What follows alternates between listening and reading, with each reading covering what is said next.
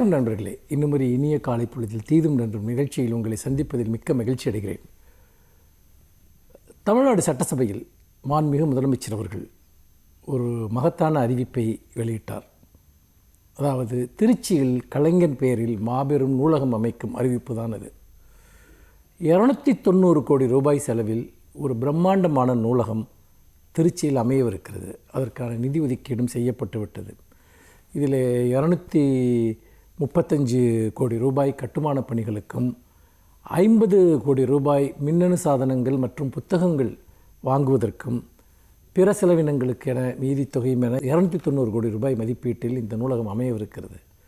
கலைஞர் அவர்களால் அன்றைக்கு உருவாக்கப்பட்ட அண்ணா நூற்றாண்டு நூலகம் சென்னையில், அதற்கு பிறகு நம்முடைய மாண்புமிகு முதலமைச்சர் அவர்களால் மதுரையில் உருவாக்கப்பட்ட கலைஞர் நூலகம், இப்பொழுது கோவையில் அமையவிருக்கிற தந்தை பெரியார் பெயரிலான நூலகம், அதற்கான பணிகளும் நடைபெற்று வருகின்றன.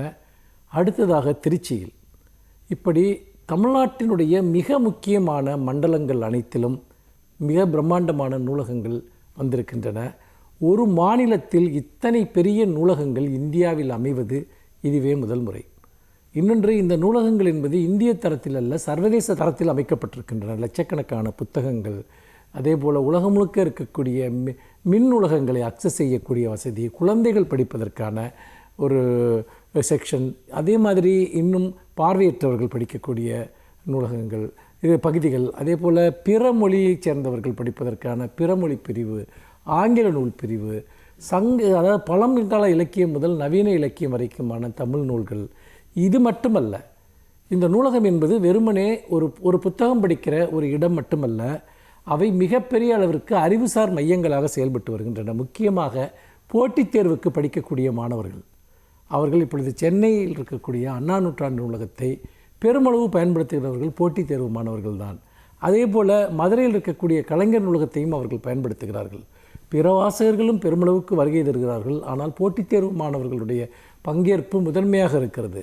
இந்த போட்டித் தேர்வு மாணவர்கள் படிக்கக்கூடிய வகையில் இப்பொழுது அடுத்ததாக கோவை, இப்போது திருச்சியில் எல்லாம் ஏன் இந்த பிரம்மாண்டமான நூலகங்கள் அமைக்கப்படுகின்றன என்றால், நீங்கள் இந்த நூலகங்களுக்கு போய் பார்த்தீர்கள் என்றால் இது என்ன நூலகமா அல்லது பல்கலைக்கழக வளாகமா என்று தோன்றக்கூடிய அளவிற்கு அவ்வளவு இளைஞர்கள் அங்கு வந்து படித்து கொண்டிருக்கிறார்கள். காரணம் என்னவென்று சொன்னால், சமூகத்தில் இதுவரைக்கும் அதிகாரம் மறுக்கப்பட்ட சமூக பிரிவினர், பிற்படுத்தப்பட்ட ஒடுக்கப்பட்ட சமூகத்தைச் சேர்ந்தவர்கள், அவர்கள் அதிகாரத்தை நோக்கி வருவதற்கு, அரசு பொறுப்புகளை நோக்கி வருவதற்கு, இதுவரை ஒரு குறிப்பிட்ட சில பகுதியினர் தான் அரசு பொறுப்புகளுக்கு வரக்கூடிய நிலையை ஏற்கனவே நாம் இடஒதுக்கீட்டின் மூலமாக மாற்றினோம்.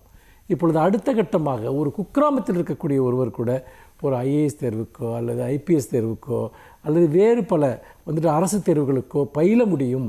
அதற்கான எல்லா வசதிகளும், படிப்பதற்கான ஒரு மிகச்சிறந்த இடம், படிப்பதற்கான நூல்கள், சூழல் என எல்லாவற்றையும் இந்த அரசு அமைத்து கொடுக்கிறது. அதன் மூலமாக, அதோடு மட்டுமல்ல, இவற்றோடு சேர்ந்த அறிவுசார் மையங்கள் என்ற பெயரில் மாணவர்கள் தொடர்ந்து இது போன்ற அரசு பொறுப்புகள் சார்ந்த படிப்புகளை பயில்வதற்கான வாய்ப்புகள், நான் முதல்வன் திட்டம், இப்படி பல விதங்களில், அதாவது இளைஞர்களை எம்பவர்மெண்ட், அந்த இளைஞருடைய எம்பவர்மெண்ட்டிற்காக, அவர்களுடைய கரங்களை வலிமைப்படுத்துவதற்காக, சமூக ஏற்றத்தாழ்வுகளை ஒழிப்பதற்கான ஒரு மிகப்பெரிய களமாக இன்றைக்கு நூலக இயக்கம் மாறிக்கொண்டிருக்கிறது. அந்த வரிசையில்தான் இன்று திருச்சியில் கலைஞர் நூலகமும் அமையவிருக்கிறது. இது உண்மையில் தமிழ்நாட்டில் நடந்து கொண்டிருக்கக்கூடிய மாபெரும் அறிவு புரட்சியினுடைய ஒரு அடையாளமாகத்தான் நான் பார்க்கிறேன். திராவிட மாடல் அரசு அதை தொடர்ந்து முன்னெடுத்து கொண்டிருக்கிறது. மீண்டும் இன்னும் ஒரு புதிய சிந்தனையோடு உங்களை சந்திக்கிறேன். நன்றி, வணக்கம்.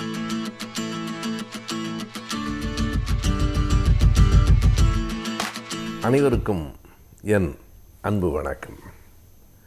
இந்த மனித வாழ்க்கையில் கூடுதலான வாழ்நாள் என்றால் அது 100 வயது என்று சொல்லுகிறோம். 100 வயதுக்கு மேற்பட்டும் வாழ்ந்தவர்கள் இருக்கிறார்கள்.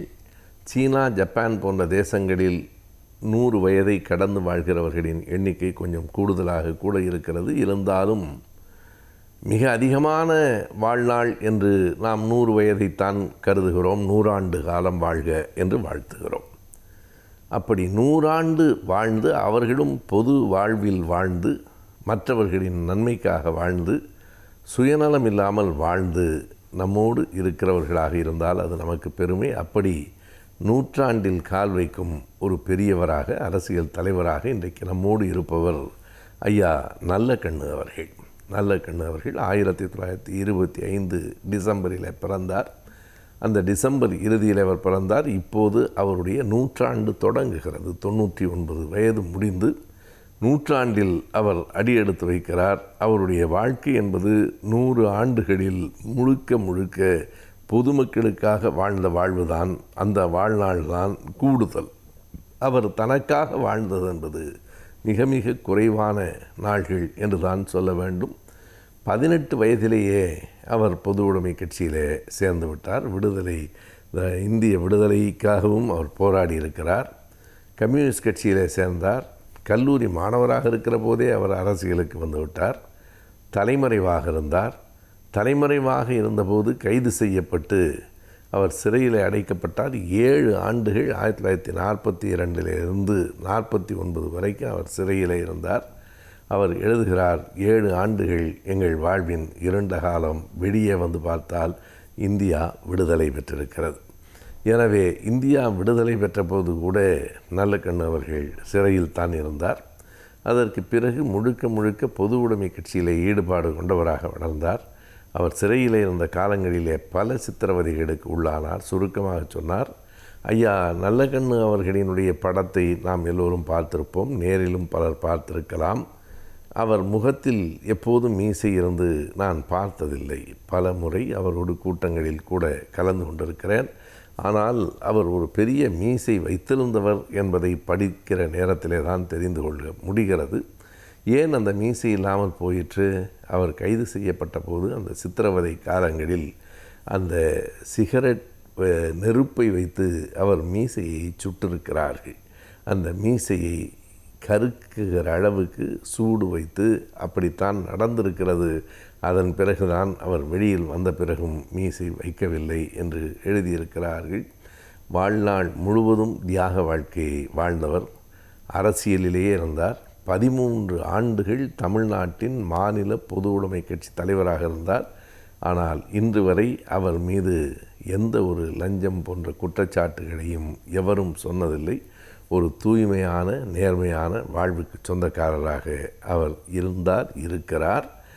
அவருடைய காலத்தில் அவருக்கு வழங்கப்பட்ட பெரும் தொகைகளை கூட அவர் கட்சிக்கென்று திருப்பி கொடுத்து விட்டார். அவருடைய 80வது வயது நிறைவில் 1 கோடி ரூபாய் அவருக்கு கட்சியிலிருந்து கொடுக்கப்பட்டது. அதனை கட்சிக்கே அவர் திரும்ப கொடுத்து விட்டார். 1 கோடி ரூபாய் எனக்கு தேவையில்லை, கட்சிக்குத்தான் வேண்டும் என்று கொடுத்து விட்டார். அதே போல் அவருக்கு கொடுக்கப்பட்ட அந்த விலை உயர்ந்த காரையும் கொடுத்து விட்டார். ஒரு தமிழ்நாடு அரசினுடைய அம்பேத்கர் விருது பெற்ற போது 1 லட்சம் ரூபாயை அவர் 50 லட்சத்தை 1 லட்சத்தில் பாதியை கட்சிக்கும் பாதியை விவசாய சங்கத்திற்கும் கொடுத்தார். இப்போது அவருக்கு தமிழ்நாடு அரசு தகைசால் தமிழர் என்ற விருது கொடுத்து பெருமைப்படுத்தி இருக்கிறது. அவர் வாழும் காலத்தில் நாமும் வாழ்கிறோம் என்பது நமக்கான பெருமை.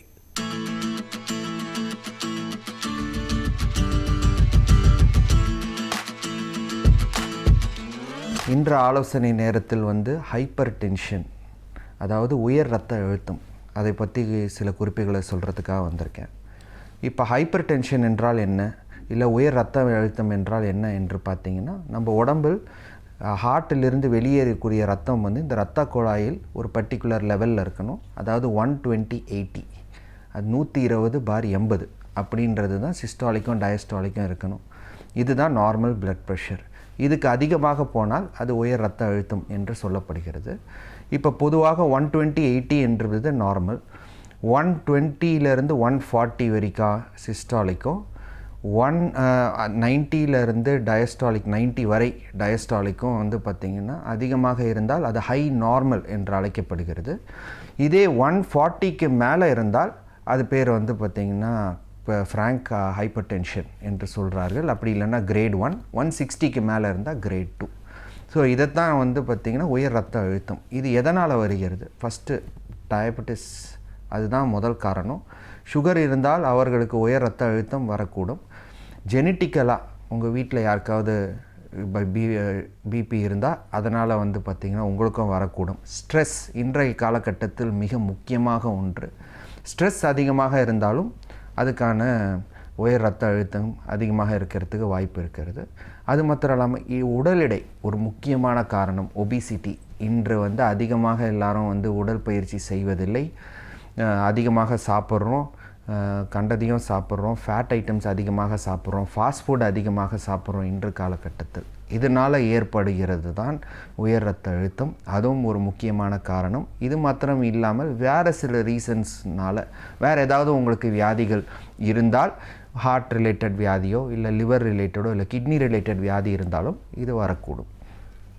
இதை எப்படி வந்து பார்த்திங்கன்னா தடுப்பது? உடல் எடை கம்மி பண்ணுவது ரொம்ப ரொம்ப முக்கியம். உடல் எடை வந்து இப்போ ரீசெண்டான ஆய்வறிக்கை என்ன சொல்லுதுன்னா, அதாவது 7% உங்கள் உடல் எடையை குறைத்தால் அட்லீஸ்ட் 10லேருந்து 15 வரைக்கும் உங்கள் பிபி குறையும் அப்படின்னு சொல்லுது. அதனால் உடல் எடை உங்களுக்கு அதிகமாக இருந்தால் நீங்கள் வந்து பார்த்திங்கன்னா அதை குறைக்கிறதுக்கு எக்ஸசைஸ் வந்து செய்ய வேண்டும், டயட்டை கண்ட்ரோல் செய்ய வேண்டும். இரண்டாவது முக்கியமாக உப்பு. இப்போ நம்ம உப்பு வந்து நிறைய போட்டு சாப்பிட்றோம். சம்டைம்ஸ் வந்து ரசத்தில் உப்பு போடுறோம், அப்பளத்தில் உப்பு இருக்குது, ஊறுகாய் அதிகமாக சாப்பிட்றோம். அது மாத்திரம் இல்லாமல் இந்த லெமன் சோடான்ற அதுலேயும் உப்பு போட்டு அதிகமாக சாப்பிட்றோம்.